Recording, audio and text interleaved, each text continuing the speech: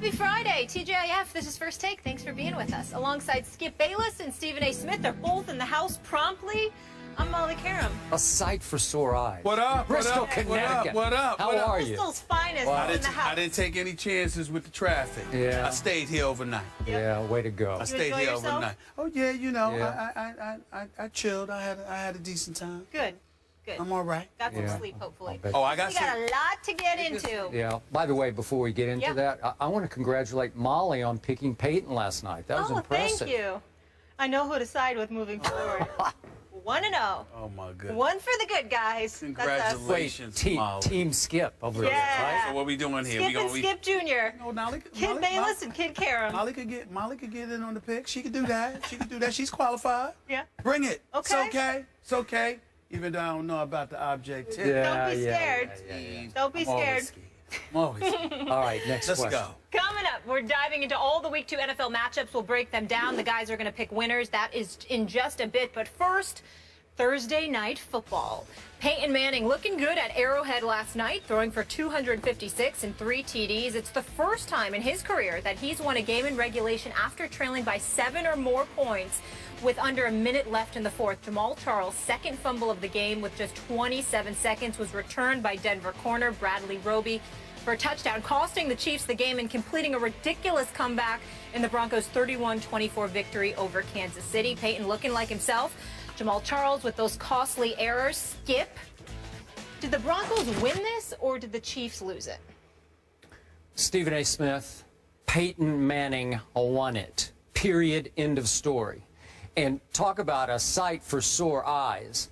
I loved what I saw late in that game last night at Arrowhead, because after all we'd heard and all we'd talked about all week on this show about how new coach Gary Kubiak, with the blessing, I'm assuming, of his GM John Elway, had basically put Peyton Manning in assisted living at age 39, had basically told Peyton, no, you're too old to drive now. I need to be driving for you. I can drive you. I can drive you from goal line to goal line, but you have to listen to me, and I'm going to be in charge of the offense now. Poor little Peyton Manning in assisted living. That's how it came across. And then that happened. And that happened because that team fell behind 14-0. And all of a sudden, Gary Kubiak's like, I guess I got to hand the keys back to Peyton and hope he can pull it out. And did he ever? That last drive, that was a thing of all-time great beauty. To go 10 plays, 80 yards, last 19 to our guy Emmanuel Sanders for a big touchdown to tie it, 24. Then we know about the faux pas thanks to Jamal Charles at the end of the game that did happen to win it, although I thought Peyton could have won it in overtime. And Stephen A., after all the talk about how Gary Kubiak, we've talked and talked about this, is going to bring the new Broncos a new, bigger, badder running game. They had a whopping total of 61 yards last night on 22 tries for a whopping 2.8 yards per try. And despite being propped up by that running game, Peyton Manning still pulled that off at Arrowhead, where, by the way, career now, Peyton Manning at Arrowhead is 7-1 with 23 touchdown passes to 6 interceptions against his arch rival in one of the loudest outdoor stadiums in the world. And I'm going to say this again because I said it yesterday and I said it the day before. Going forward, I will still bet on Peyton Manning's resume, even at age 39. He looked 29 last night. But I'll bet on his resume over Gary Kubiak's resume. All this talk is just silliness to me because however far the Denver Broncos are going to get this year, now 2-0, Peyton Manning will take them. I thought he did have a lot of help from a defense that I have raved about on this show because I think it's being a little underrated as people are saying Peyton is now overrated. But with some help from his defense, Peyton Manning won that football game. No surprise, we disagree. I'd give Peyton Manning credit. 26 of 45, 256 yards, 3 touchdowns, just one interception. That one interception was a pick six, by the way. We'll throw that out there. I'm talking about a Peyton Manning that has thrown for over 4,000 yards the last 3 seasons, that the season before last passed for over 5,400 yards through 55 touchdowns. Last year through 37 touchdowns. The last 3 years in Denver, he's had the number 2 or the number 1 ranked offense in the NFL. Okay. At this particular moment, they're ranked 16th.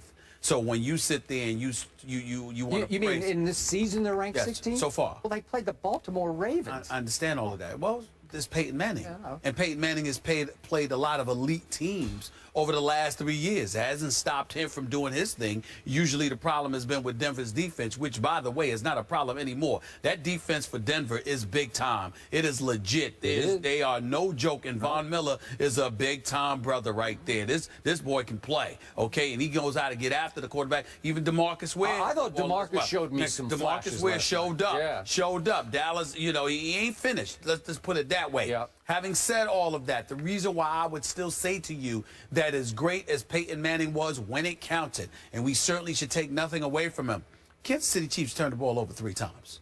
I mean, they had 3 fumbles for crying out loud. But I mean, five times. Yeah, but because you had Alex Smith throwing a couple of interceptions, you had the 3 fumbles on the part of Kansas City, 2 by Jamal Charles, who I thought played lights out. Really actually felt sorry for him because the brother was running the football very well. It's just unfortunate that he ultimately, lost the ball. They said he was carrying it loosely. Roby pointed that out, that they saw him carrying the ball loosely all night long. So they knew that they would have an opportunity to get their hands on a football or punch the football out of his possession, and that's exactly what they did. But I'm going to sit there and say Kansas City lost it not just because of the turnovers, but yet again, what did they do with their receiving corps? And see, that's this really comes down to me. Jeremy Maclin, 4 receptions. Kelsey, 4 receptions. O'Shaughnessy, 2 receptions. Thomas, 2 receptions. I'm just looking at them right now. Once again, no receiver caught a touchdown pass. Even in this case, tight ends or anybody else didn't catch a touchdown pass. You had Jamal Charles, you had Nile Davis. They ran for touchdowns. But in the end, there's something missing from this Kansas City offense. I thought that their defense played well, obviously kept them in the game, gave them leads. 2 scores by Denver were provided by, Kansas City turning the football over. So I say that to say that had a lot more to do with them losing last night's game than Peyton Manning's greatness. Not to take anything away from him, because when it counted, when money time arrived, he drove them right down the field, got the job done the way a Peyton Manning caliber player is expected to deliver the goods. So nobody's taking anything away from Peyton Manning. The problem is, had Kansas City simply not turned the ball over, they would have won this football game.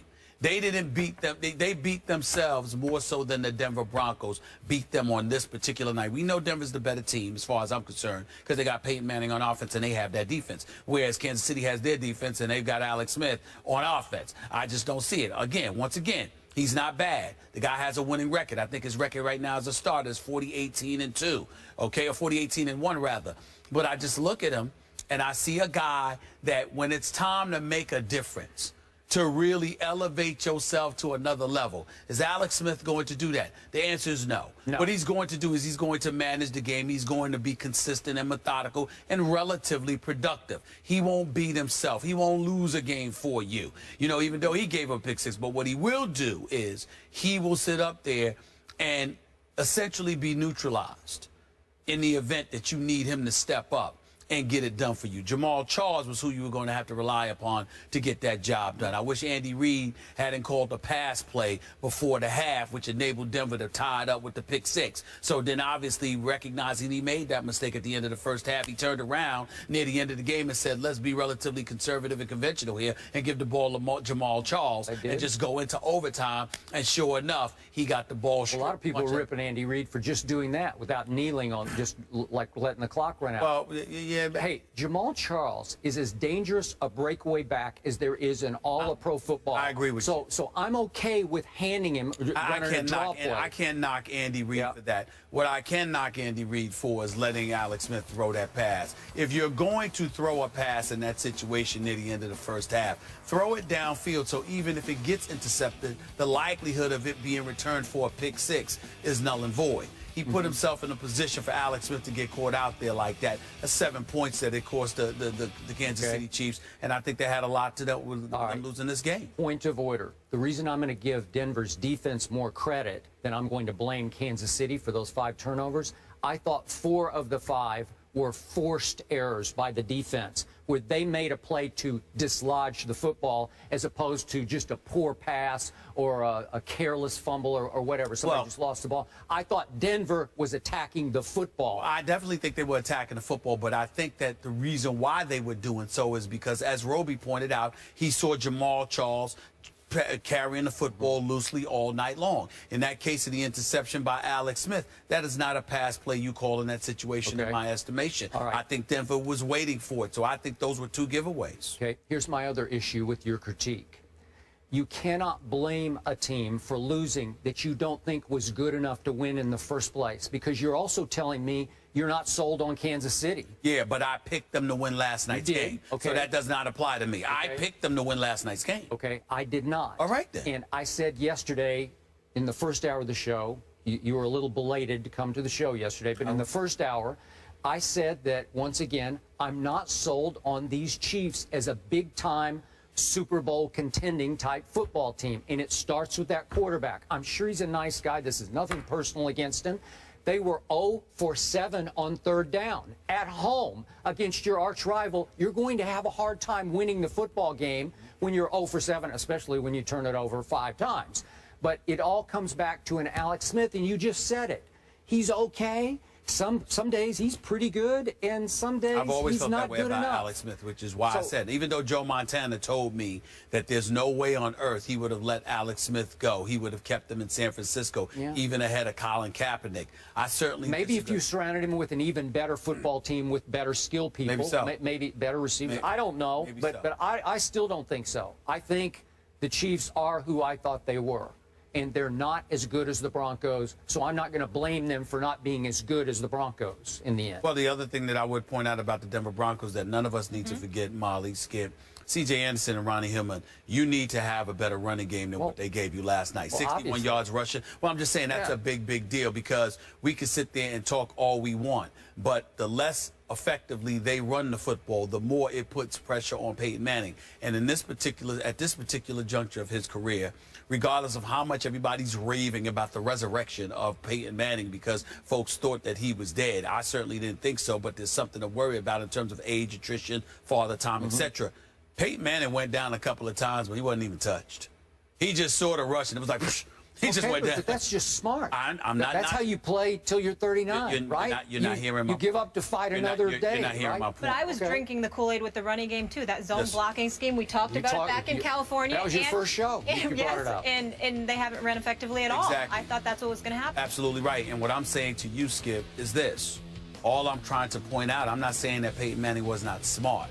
I'm saying that if your running game doesn't give you any level of production, you're going to see a lot more of that, because you've got to get something from these guys. C.J. Anderson is too talented. I mean, this guy came out like a gangbuster last year. You remember last year on a Sunday night at Arrowhead? Yes. He ran these people out of their own building. That's right. Okay, and last night he goes 27 yards on 12 carries. 27 on 12 tries? Wow. Really? Really? You've got to get more. Doesn't that even increase your respect for what Peyton pulled off last night? Sure it does. Sure it does. But I've never lost respect for Peyton Manning. You have to remember, the issue that we had with Peyton Manning was what was going on with him and Gary Kubiak.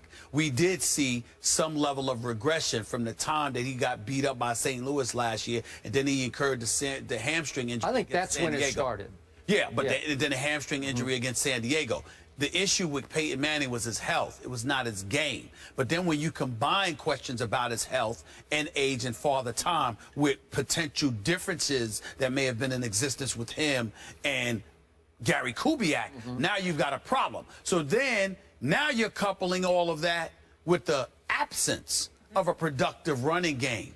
That's where you have your problem, because no matter what we see from Peyton Manning, I mean, look, I'm telling you right now, he's smart to go down. You're absolutely right. Because when he does get hit, it looks like it hurts him. It really, really does. Ain't nobody going to knock it. I'm just saying, ain't nobody going to knock him for that. Again, father time, age, you've been watching him get hit for years. I'm just seeing it have an effect on him more so now than it did in the past. There's no shame in that. I'm just simply elevating the level of importance of a running game for him. Okay. Because regardless of how gifted he is, he can't sit back. He doesn't appear to be somebody that can sit back anymore and take the punishment that he once was capable of taking. Okay. That's something we got to watch out for.